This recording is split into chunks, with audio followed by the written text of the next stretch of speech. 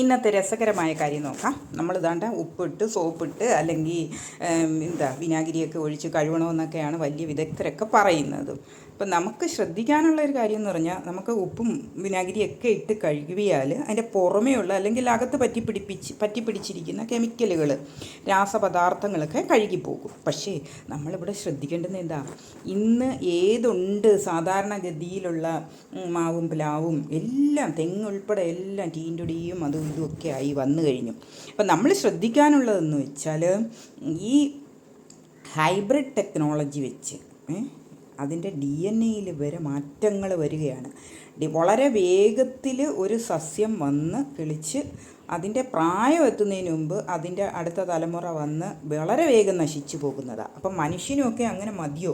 അപ്പോൾ അത്രയും കെമിക്കലുകൾ, മാരകമായ കാര്യങ്ങൾ ചെയ്താണ് ഈ ആധുനിക കാര്യങ്ങളൊക്കെ, കൃഷികളൊക്കെ വന്നിരിക്കുന്നത്. വളരെ വേഗത്തിൽ ഉൽപ്പാദിപ്പിക്കേണ്ടുന്ന കാര്യം ഭാരതത്തിനില്ല. സൂര്യപ്രകാശം ഇഷ്ടം പോലെ ഉണ്ട്, ഭൂമി ഇഷ്ടം പോലെ ഉണ്ട്, എല്ലാം ഉണ്ട്. അപ്പം രാസപദാർത്ഥങ്ങൾ അടിച്ചാൽ, കഴുകിയാൽ നമ്മളിതിൻ്റെയൊക്കെ ഇതിനകത്ത് അടിച്ചിരിക്കുന്ന രാസവളങ്ങൾ, വലിയ കുഴപ്പങ്ങളൊക്കെ മാറും. പക്ഷേ അതിനെ ഉണ്ടാക്കിയിരിക്കുന്നത് ഒരു വലിയ മുരിങ്ങിക്ക, എന്തു വളരെ വലുതാണ്.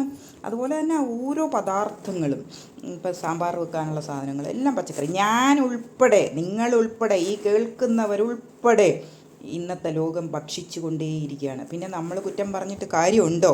അപ്പം ഇതൊക്കെ ഭൂമിയിലേക്ക് വരാൻ പാടില്ലാത്തതായിരുന്നു. ജനസംഖ്യ എത്ര കൂടിയാലും ഈ ഭൂമിയിൽ ഇഷ്ടംപോലെ ഭൂമിയുണ്ട്, അവിടെയൊക്കെ കൃഷി ചെയ്തുകൂടെ?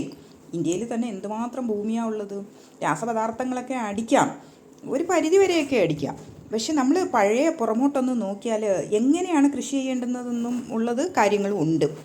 പെട്ടെന്ന് ഉൽപ്പാദിപ്പിച്ചെടുക്കുന്നതൊക്കെ വളരെ വേഗത്തിലാണ് സെൽ ഡിവിഷനുകളൊക്കെ നടക്കുന്നത്. വളരെ വേഗത്തിൽ സെൽ ഡിവിഷനുകൾ നടന്നാൽ എന്താ, ആ ടീലോമിയറിന് പിന്നെ അവസാനം സെൽ ഡിവൈഡ് ചെയ്യുമ്പോൾ 40, 30, 20 വയസ്സൊക്കെ ആകുമ്പോഴത്തേക്ക് സെൽ ഡിവൈഡ് ചെയ്യാൻ പിന്നെ അവിടെ കാര്യങ്ങളൊന്നും കാണത്തില്ല. അപ്പോൾ അതെന്ത് ചെയ്യും? അത് സ്വയം നശിക്കും.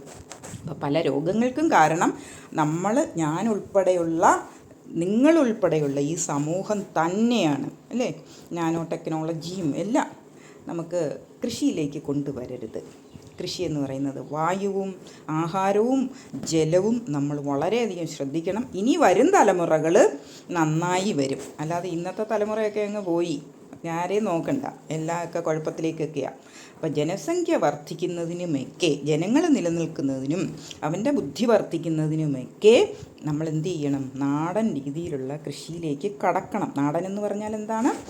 വലിയ കുറച്ചൊക്കെ കെമിക്കൽസൊക്കെ അടിക്കാം, രാസവളങ്ങളൊക്കെ കുറച്ചൊക്കെ ചെയ്യാം. പക്ഷേ ഈ സസ്യങ്ങൾ, വിത്തുകൾ വീണ്ടും വീണ്ടും വാങ്ങിച്ച് കൃഷി ചെയ്യുന്നതാണ് കുഴപ്പം. നമ്മുടെ പരമ്പരാഗതമായ വിത്തുകൾ സൂക്ഷിച്ച് വളരെ വലിപ്പത്തിലുള്ള, അല്ലെങ്കിൽ എത്ര ആയുസ് കൂടിയുള്ള വൃക്ഷങ്ങളും മരങ്ങളും ഫലങ്ങളും ഒക്കെയാണ് നമുക്ക് വേണ്ടുന്നത്. അത് ആരോഗ്യത്തോടു കൂടെ കിട്ടുകയും ചെയ്യും.